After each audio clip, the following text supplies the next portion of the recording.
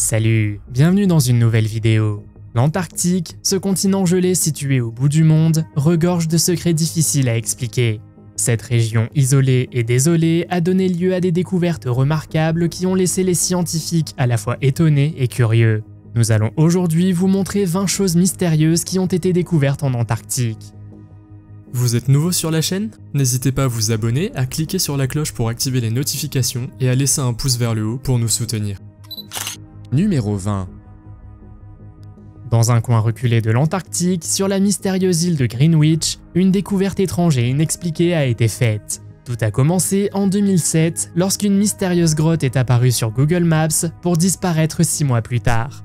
Cet incident inattendu a donné lieu à diverses théories, allant de l'idée d'une entrée vers une terre creuse à des spéculations sur une conspiration militaire. La grotte mesurait 22 mètres de haut et 76 mètres de large, ce qui a conduit certains à penser qu'elle pouvait abriter des centaines, voire des milliers de personnes.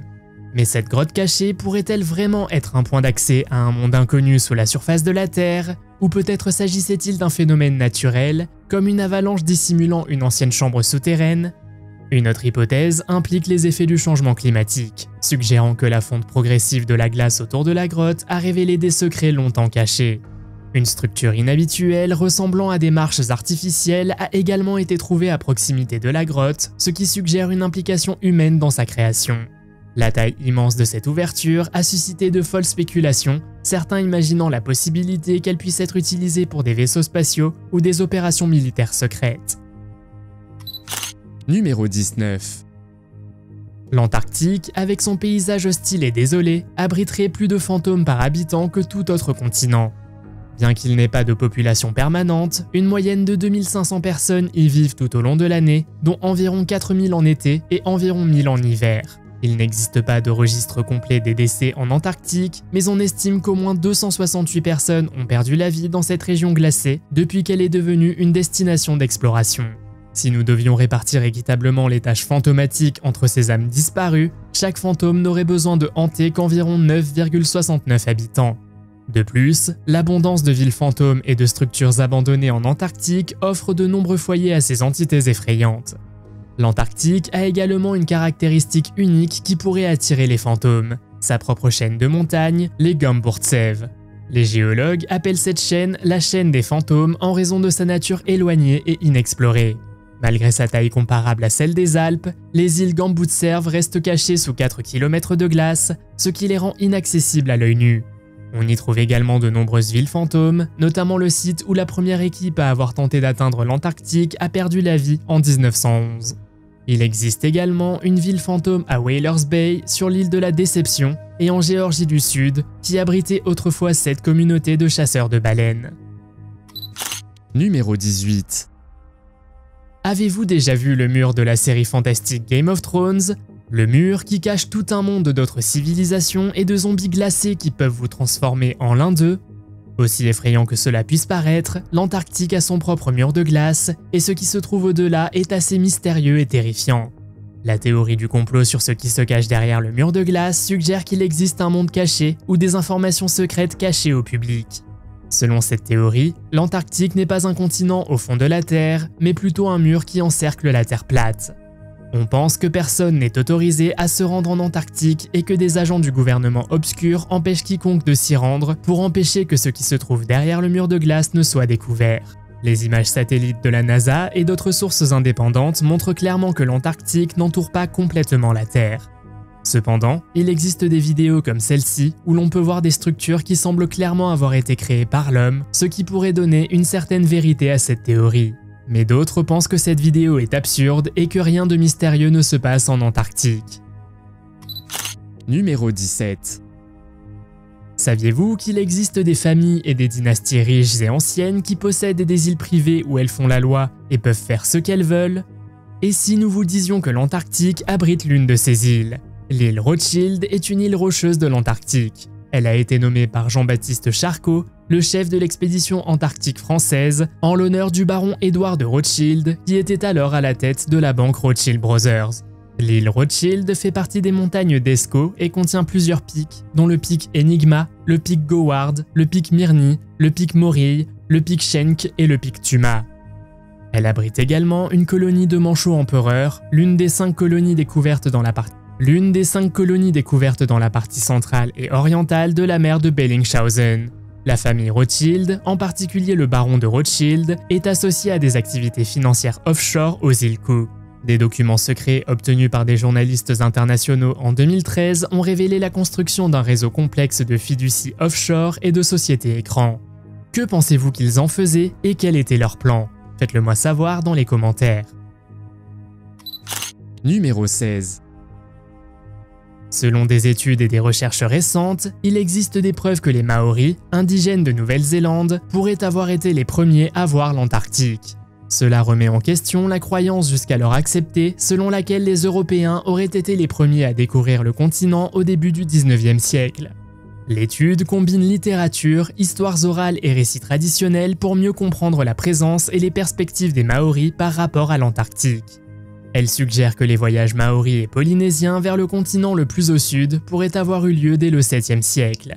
Les histoires orales et les récits traditionnels des groupes tribaux maoris, tels que les Ngati Rarua et Te Ati Awa, mentionnent l'explorateur polynésien Uite Rangiora comme la première personne à avoir voyagé en Antarctique. Ces récits décrivent des rencontres avec des icebergs, des algues brunes et des créatures plongeant en profondeur, qui sont censés faire référence au paysage et à la faune de l'Antarctique.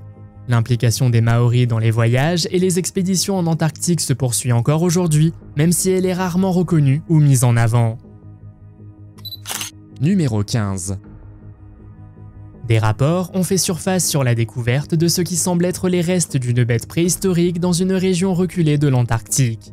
La découverte, à environ 80 km de la côte antarctique, a suscité la curiosité et les spéculations sur la nature et l'origine de ces restes squelettiques. On estime qu'ils mesurent entre 3,5 et 6 mètres. On ne sait pas si ces restes ont récemment dégelé après avoir été gelés pendant des milliers d'années ou s'ils représentent quelque chose d'entièrement nouveau. L'Antarctique n'a pas toujours été le continent glacé que nous connaissons aujourd'hui.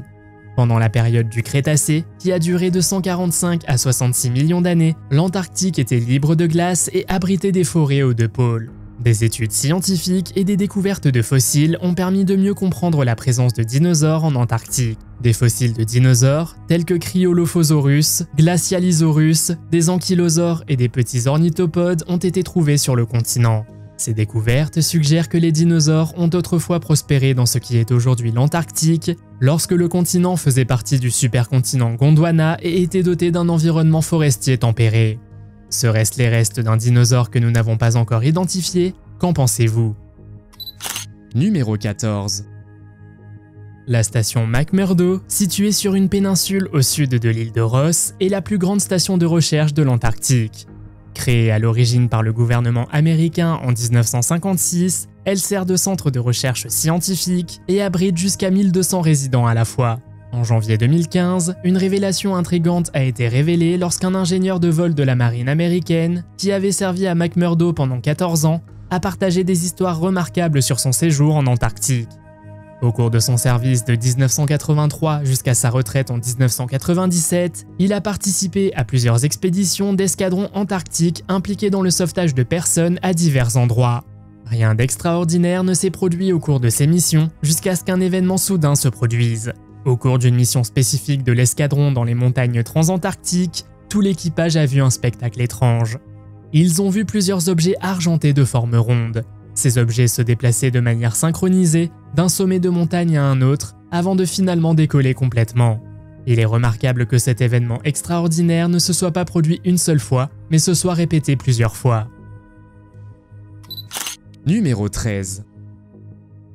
L'île de la Déception, située à l'extrémité nord-ouest de la péninsule antarctique dans les îles Shetland du Sud, possède une histoire fascinante et des caractéristiques géologiques uniques.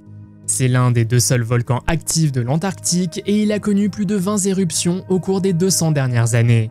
La forme en fer à cheval de l'île est le résultat d'une éruption volcanique massive qui a eu lieu il y a plus de 10 000 ans.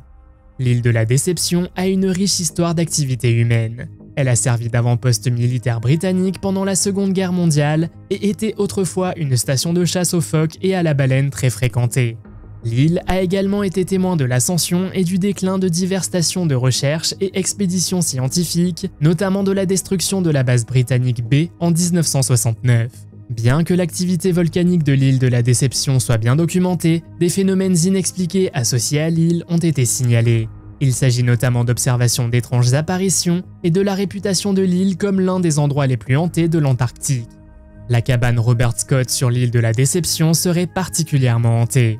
Les visiteurs affirment avoir entendu des voix étranges, des pas de personnes invisibles et un sentiment général de malaise en passant du temps dans ce bâtiment abandonné. Numéro 12. Il y a quelque temps, des images satellites mystérieuses ont émergé de l'Antarctique montrant un immense et mystérieux escalier dont un côté mène à une montagne enneigée. Cette étrange vision a suscité d'intenses discussions parmi les théoriciens du complot après sa découverte. Diverses théories ont émergé, suggérant que la structure pourrait faire partie d'une formation de type pyramidal. D'autres spéculent que les lignes pourraient être des traces laissées par un ovni. Certains prétendent même qu'elles fournissent la preuve de l'existence de la légendaire cité d'Atlantis et qu'elle pourrait se trouver en Antarctique. En y regardant de plus près, il semble que quelque chose se cache sous les couches de glace, selon un schéma clair de marche qui forme une séquence répétitive. Certains passionnés suggèrent même que ces formations pourraient être des bouches d'aération ou des tuyaux, soulignant la nécessité pour les êtres souterrains d'obtenir de l'air à la surface. Numéro 11. Selon la théorie de l'évolution de Darwin, les méduses sont apparues sur Terre il y a environ 600 millions d'années, bien avant l'existence des humains ou même des dinosaures. Compte tenu de cette compréhension, la découverte d'étranges squelettes humains soulève des questions intrigantes. Une équipe de paléontologues a découvert 2 squelettes fossilisés d'une petite espèce humaine dans les montagnes Whitmore de l'Antarctique. La chose la plus étonnante à propos de ces squelettes est leur âge estimé, remontant à 600 millions d'années. Les fossiles ont été découverts par hasard par un groupe de paléontologues américains qui recherchaient à l'origine des preuves de dinosaures en Antarctique. Leur découverte surprenante les a non seulement étonnés par la forme unique des squelettes, mais aussi par leur âge extraordinaire. Le premier squelette était profondément enfoui dans les couches d'une grande roche sédimentaire et mesurait moins de 30 cm, parfaitement conservé. Le deuxième squelette, en revanche, est un excellent spécimen à étudier.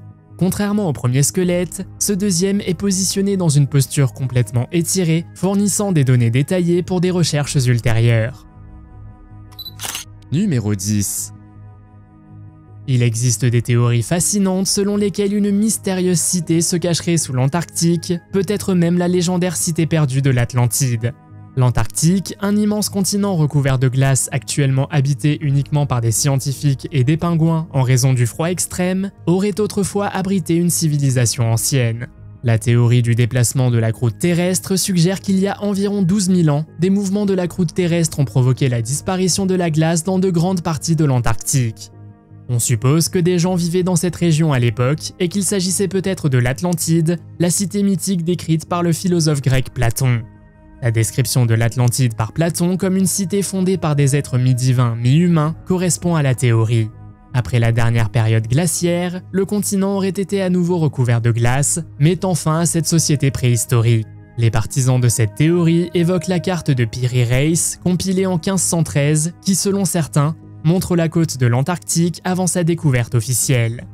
Bien que cette idée ait suscité un certain scepticisme, certains ont également affirmé que des photos de la NASA montraient des traces d'implantation humaine sous la glace. Numéro 9. La cabane de Scott est un bâtiment historique situé sur la côte nord du Cap Evans, sur l'île de Ross, en Antarctique. Elle a été construite en 1911 par l'expédition britannique en Antarctique de 1910 à 1913, également connue sous le nom d'expédition Terra Nova, dirigée par Robert Falcon Scott. La cabane de Scott a été construite en 9 jours et a été préfabriquée à Londres avant d'être expédiée en Antarctique. La cabane a servi de maison à 25 membres de l'équipe côtière de Scott, de base pour l'expédition et de lieu de stockage et d'abri. Au cours de l'expédition Terra Nova de Scott qui a échoué, Scott et ses compagnons sont morts lors de leur voyage de retour du pôle Sud. À une distance de 261 km de leur camp de base et à environ 20 km du prochain dépôt, ils ont péri. Lorsque leurs corps ont été retrouvés, ils transportaient les premiers fossiles de l'Antarctique qui ont été identifiés comme provenant de l'arbre Glossopteris et ont fourni la preuve que l'Antarctique était autrefois boisée. Numéro 8. En 2011, un mystérieux fossile a été découvert en Antarctique qui ressemblait à un ballon de football cabossé. Après des années d'études et d'analyses, il a été révélé et déterminé que le fossile était un œuf géant à coquille molle, vieux d'environ 66 millions d'années. L'œuf mesure plus de 28 sur 18 cm, ce qui en fait le plus grand œuf à coquille molle jamais découvert et le deuxième plus grand œuf de tout animal connu. C'est également le premier œuf fossilisé trouvé en Antarctique, ce qui représente une découverte importante dans la région. On pense que l'œuf a été pondu par un lézard marin géant éteint ou un serpent qui vivait aux côtés des dinosaures. Cette découverte remet en question les hypothèses précédentes sur la taille des œufs mous, car il a une coquille molle, contrairement aux œufs durs des oiseaux. Les œufs mous étaient plus courants chez les reptiles anciens tels que les tortues, les serpents et les lézards. Numéro 7. Les trous de cryoconite sont de petites dépressions cylindriques à la surface des glaciers. Ces trous se forment lorsque des débris de couleur foncée, appelés cryoconites, s'accumulent à la surface de la glace et absorbent davantage de lumière solaire, provoquant une fonte locale. Lorsque la cryoconite coule, elle crée une couche noire au fond du trou en fondant davantage dans la glace. La cryoconite est composée de poussière, de suie et d'autres particules transportées par le vent ou déposées par la fonte de la glace. Les trous ont généralement un diamètre de quelques centimètres à quelques mètres et peuvent atteindre plusieurs mètres de profondeur. Les trous de cryoconite sont souvent remplis d'eau, créant de petits écosystèmes qui abritent la vie microbienne, les algues et les invertébrés. Ces trous fournissent un habitat à divers organismes, notamment des bactéries, des champignons et de petits invertébrés comme les rotifères et les tardigrades. Ils sont considérés comme des écosystèmes individuels avec des limites, des flux d'énergie et des cycles de nutriments distincts. En hiver, une calotte glaciaire peut se former, emprisonnant les habitants dans une petite quantité d'eau liquide. Mais lorsque l'été revient, la calotte fond et la colonie s'agrandit davantage chaque année. Numéro 6. Les découvertes d'aliments anciens ne sont pas rares, mais un gâteau aux fruits vieux daté de 100 ans trouvé en Antarctique est une découverte remarquable. Le gâteau aux fruits a été découvert dans le plus vieux bâtiment de l'Antarctique, une cabane sur le cap Adaré. On pense qu'il a été apporté par l'explorateur britannique Robert Falcon Scott lors de son expédition Terra Nova de 1910 à 1913. Ce gâteau a été fabriqué par la société britannique de biscuits Huntley & Palmers et reste emballé dans du papier et enfermé dans les restes d'une boîte en alliage de fer. Le froid extrême de l'Antarctique a contribué à la conservation du gâteau aux fruits. Le climat de l'Antarctique conduit souvent à une envie d'aliments gras et sucrés, et le gâteau aux fruits est un choix populaire en raison de sa nature dense et nourrissante. Numéro 5. Cette rivière, longue d'environ 460 km, recueille l'eau à la base de la calotte glaciaire de l'Antarctique sur une superficie équivalente à celle de l'Allemagne et de la France réunies. Mais revenons un peu en arrière. Une découverte importante a été faite concernant une rivière cachée sous la calotte glaciaire de l'Antarctique. Cette rivière, plus longue que la Tamise, influence l'écoulement et la fonte de la glace, ce qui pourrait accélérer la perte de glace à mesure que le climat se réchauffe. La découverte a été faite grâce à un radar aérien et à des modèles hydrologiques mettant en lumière le système fluvial jusqu'alors inconnu sous la glace. L'existence de cette rivière remet en cause les hypothèses précédentes selon lesquelles il y avait relativement peu d'eau à la base des calottes glaciaires de l'Antarctique. Les recherches ont montré que la zone est en grande partie inaccessible et peu explorée, la glace des calottes glaciaires de l'Antarctique de l'Est et de l'Ouest se déversant dans la mer de Weddell. La présence et le débit de la rivière ont des implications sur la fonte et la stabilité de la calotte glaciaire, en particulier à la lumière du changement climatique. Ces découvertes soulignent l'interdépendance des systèmes d'eau sous-glaciaire et révèlent de vastes systèmes fluviaux sous la calotte glaciaire. Numéro 4. Le glacier de l'Apocalypse, anciennement connu sous le nom de glacier Thwaites, est un immense glacier situé dans l'ouest de l'Antarctique. Des études récentes ont révélé que le glacier de l'Apocalypse fond plus vite qu'on ne le pensait, ce qui suscite des inquiétudes. La fonte de ce glacier est principalement attribuée à l'eau chaude de l'océan qui s'infiltre à des kilomètres sous la surface et pourrait avoir des conséquences catastrophiques. Le glacier Thwaites est l'un des glaciers les plus grands et les plus vulnérables de l'Antarctique, avec le potentiel d'élever le niveau mondial de la mer. Depuis les années 1980, il a fondu rapidement, entraînant la perte de centaines de milliards de tonnes de glace et contribuant à une augmentation de 4% du niveau mondial de la mer. Cependant, des études récentes ont montré que l'eau de mer chaude et à haute pression a atteint la base du glacier, ce qui rend le risque de fonte plus grave qu'on ne le pensait. La fonte du glacier de l'Apocalypse est une préoccupation majeure car il agit comme un barrage naturel, retenant d'autres calottes glaciaires dans l'ouest de l'Antarctique. S'il s'effondre, il pourrait provoquer la déstabilisation des calottes glaciaires voisines, entraînant une élévation encore plus importante du niveau de la mer. Le surnom de glacier de l'Apocalypse reflète l'impact potentiellement catastrophique que son effondrement pourrait avoir sur les zones côtières, y compris dans des endroits aussi éloignés que la Floride. Numéro 3. Saviez-vous que près des 2/3 de toutes les météorites trouvées sur Terre proviennent de l'Antarctique ? Le climat froid et sec du continent contribue à préserver ces roches extraterrestres et les couleurs sombres des météorites les font ressortir sur les calottes glaciaires blanches. Les mouvements de la glace en Antarctique agissent comme un tapis roulant, concentrant les météorites à des endroits précis, à des taux beaucoup plus élevés qu'ailleurs. En 2023, une météorite de près de 8 kg a été découverte par des scientifiques lors d'une expédition de recherche en Antarctique. Cette découverte est remarquable en raison de la taille de la météorite et des précieuses informations qu'elle peut offrir sur notre système solaire. L'Antarctique est un endroit idéal pour la chasse aux météorites en raison de son climat sec qui limite l'érosion des météorites. Elle a été trouvée 1 heure seulement avant le départ de l'expédition et se trouvait en plein milieu de la banquise bleue. Maria Valdez, la scientifique qui l'a découvert, a déclaré que son équipe possédait une collection de plus de 45 000 météorites provenant de l'Antarctique, mais que seulement 100 d'entre elles faisaient la même taille, voire étaient plus grandes. Numéro 2. En 2017, un trou géant connu sous le nom de Polynie est apparu dans la glace de l'Antarctique. La Polynie de Modrise, située dans la mer de Lazarev, mesurait initialement environ 9600 km². Les Polynies sont des zones d'océan non gelées entourées de glace. La Polynie de Modrise a été enregistrée pour la première fois en 1974, mais n'est pas réapparue depuis. Les scientifiques ont été fascinés par la formation et la persistance de cette Polynie et ont cherché à comprendre sa formation et sa longévité. Au cours de l'hiver 2016 et 2017, la Polynie de Modrise a persisté pendant des semaines, plus longtemps que d'habitude.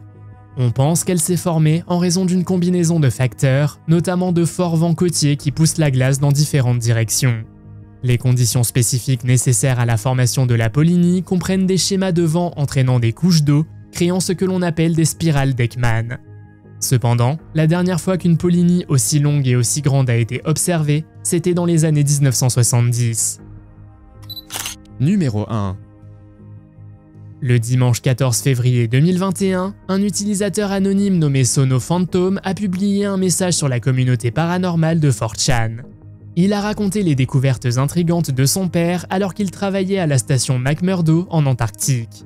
L'utilisateur est tombé sur quelque chose qui semblait faire référence à une image de Google Earth qui montrait soi-disant une créature géante ressemblant à une araignée se déplaçant à travers les terres désolées et reculées du continent. Son père, qui y travaillait dans les années 1990, lui avait dit qu'il y avait des zones en Antarctique que les gens évitaient en raison des risques environnementaux, mais aussi pour des raisons inconnues.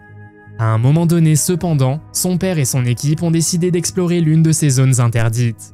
Dans une révélation effrayante, Sono Phantom a déclaré que son père avait révélé qu'il y avait des créatures ressemblant à des araignées à 5 pattes qui parcouraient le continent, mais seulement la nuit. Ces créatures auraient laissé des empreintes de pas à environ 30 à 40 pas humains. Sono Phantom a également mentionné que son père avait réussi à prendre des photos Polaroid de ces créatures, mais que ses supérieurs étaient intervenus et l'avaient empêché de les partager. De plus, il a parlé d'un incident au cours duquel son père avait soigné un homme souffrant de graves lacérations et de délire. L'homme blessé criait constamment qu'ils étaient gelés. Les coupures sur son corps étaient remarquablement nettes et ne semblaient pas avoir été causées par des pierres. À une autre occasion, le père de Sono Phantom et ses collègues ont heurté quelque chose alors qu'ils roulaient dans un champ. Dérangés, ils sont rapidement sortis de la voiture pour inspecter les dégâts. À leur grande horreur, ils ont découvert une créature ressemblant à l'un des monstres du film Cloverfield avec des pattes d'araignée. Voudriez-vous un jour visiter l'Antarctique? Faites-le moi savoir dans les commentaires. Si vous avez aimé cette vidéo, mettez un pouce en l'air. Si vous voulez voir d'autres vidéos que nous avons réalisées, cliquez sur l'une d'entre elles à l'écran ou jetez un coup d'œil à la chaîne. Merci d'avoir regardé et à la prochaine.